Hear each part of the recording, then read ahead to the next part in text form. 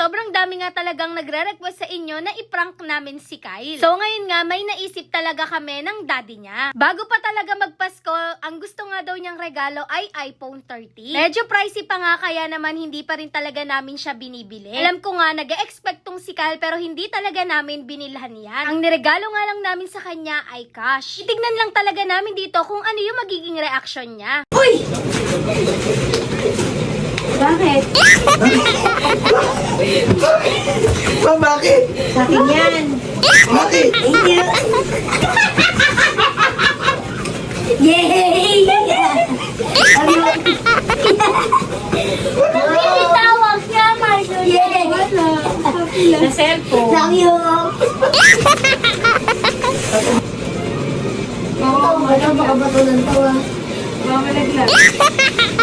Uy, totoo nga. Masaya na siya. Ha?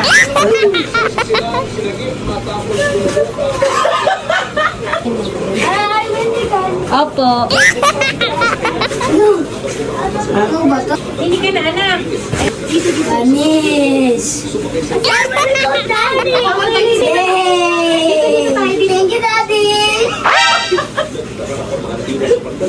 It's a prank! Kay mama yan! Isang sa'yo na. Oo.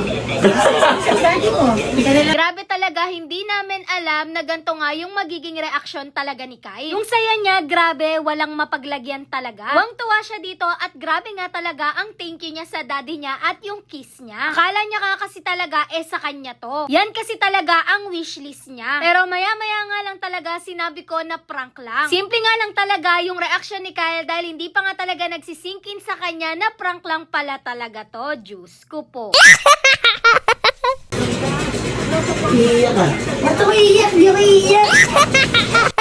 Feeling ko nga dito, sumasama talaga yung loob niya sa daddy niya. Pero ako kasi talaga yung may idea na i-prank nga itong si Kyle dahil napakadami talaga sa inyong nagre-request. So ayan, hindi na nga talaga nagtanong si Kyle sa daddy niya at sa akin na nga talaga nagtanong yan. Ay tinatanong na nga dito about sa cellphone tapos kinakausap siya ng daddy niya, ayaw niyang pansinin. Pero maya-maya nga lang ay kinausap na din niya yung daddy niya. Feeling ko nga hindi lang pinapakita ni Kyle yung ins niya dito dahil tinitignan siya ng daddy niya tapos biglang tatawa. Dati talaga ang gusto lang ni Kyle na cellphone ay Android dahil magaling nga sa games lalo na yung battery nito. Pero nung nahilig na nga rin si Kyle sa picture lalo na yung mga gamit niya, pinipicturean niya at mga raketa niya, ayun, nagustuhan na talaga niya itong mga gantong cellphone. Gulat nga kami dahil bigla nga niya sinabi sa daddy niya na ililipat na nga daw niya lahat ng account niya dito sa may iPhone 13. Kaya lahat talaga kami ay napatitig tapos biglang nagtawanan. Diyos ko po.